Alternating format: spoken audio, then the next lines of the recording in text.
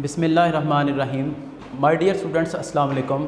I am बदर Iqbal from physics department DPS and college उकाड़ा।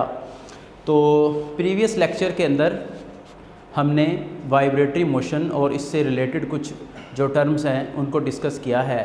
तो आप थोड़ा सा आपको वाइब्रेटरी मोशन की इम्पोर्टेंस का भी पता होना चाहिए। तो आप वाइब्रेटरी मोशन हमारी यूनिवर्स के लिए या इवन हमारी जो डेली लाइफ है इसके लिए इसकी बहुत ज़्यादा अहमियत है। It has a very large importance for us. आप इस बात का अंदाज़ा इससे लगा लीजिए कि जितनी भी किस्म की वेव्स हैं, तमाम की तमाम वेव्स को प्रोड्यूस करने के लिए वाइब्रेटरी मोशन का होना बहुत ज़रूरी है। यानी कि पार्टिकल्स अगर वाइब्रेट नहीं करेंगे तो किसी किस्म की जो वेव है उसको प्रोड्यूस नहीं करवाया जा सकता, चाहे वो वाटर वेव्स हों, चाहे सटरिंग वेव्स हों, चाहे वो लाइट वेव्स हों, चाहे वो सिस्मिक वेव्स हों। तो ये जो सिस्मिक वेव्स होती हैं, ये जब ज़लज़ला आता है तो ज़मीन के अंदर जो वेव्स चलती हैं इनको हम सिस्मिक वेव्स कहते हैं। तो आपको बड़े शहरों के अंदर जितने भी स्काई स्क्रैपर्स यानी कि आसमानों से बातें करती हुई जो इमारतें हैं वो जो दिखाई देती हैं, तो उनको बनाने के लिए इंजीनियर्स इस बात को ज़रूर अपने माइंड में रखते हैं कि वो जो बिल्डिंग्स होती हैं उनका जो मटेरियल है वो वाइब्रेट करे। तो इससे क्या होता है कि उनको हेल्प मिलती है ज़लज़ले के अंदर।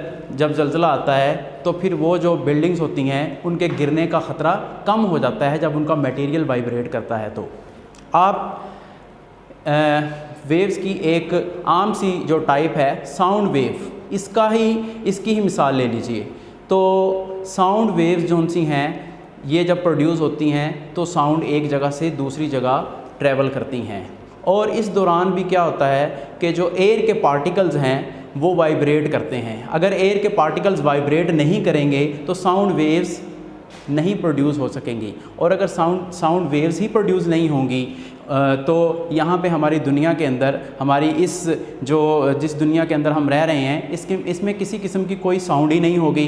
और आप अंदाज़ा लगाएं कि अगर साउंड प्रोड्यूस ना हो, किसी किस्म की कोई साउंड ही ना हो, तो इस साउंड प्रूफ दुनिया जो है इसका क्या हाल होगा।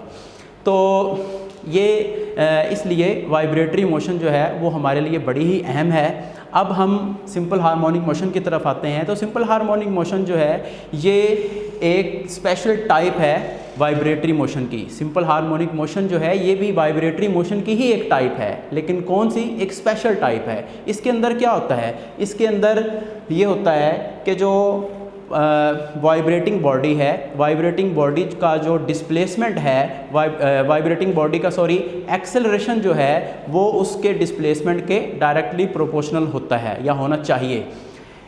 आप सिंपल पेंडुलम की एग्जांपल ले लें। तो सिंपल पेंडुलम के अंदर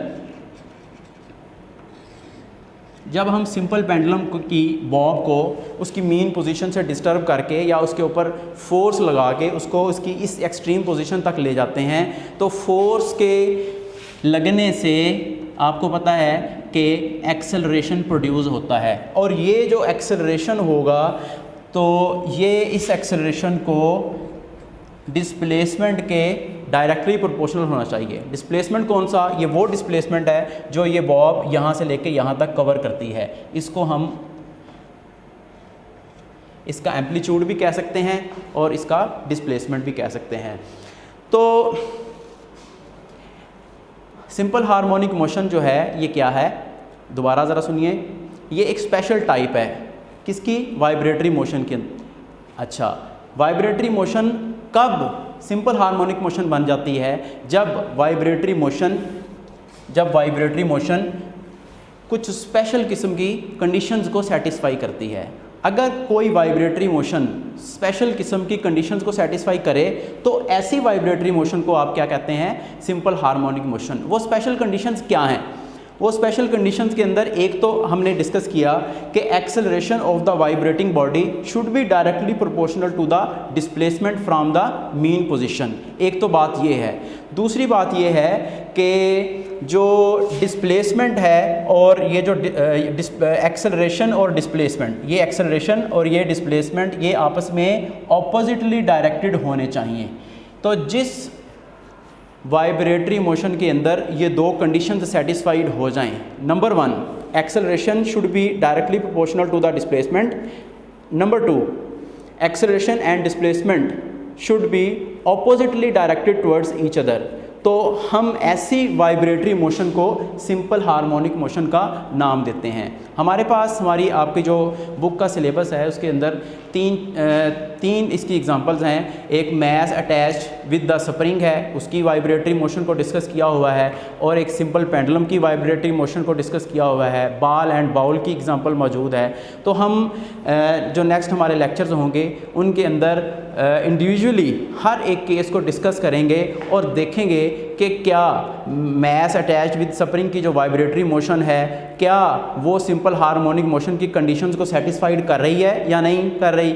सिंपल हार्मोनिक मोशन की जो वाइब्रेटरी मोशन और इसी तरह से बॉल एंड बाउल की जो वाइब्रेटरी मोशन है क्या वो सिंपल हार्मोनिक मोशन की कंडीशंस को सेटिस्फाइड कर रही है या नहीं कर रही। तो नेक्स्ट लेक्चर्स के अंदर हम इंशाल्लाह ताला डिटेल के साथ इन चीज़ों को पढ़ेंगे। बहुत बहुत शुक्रिया। अस्सलाम वालेकुम।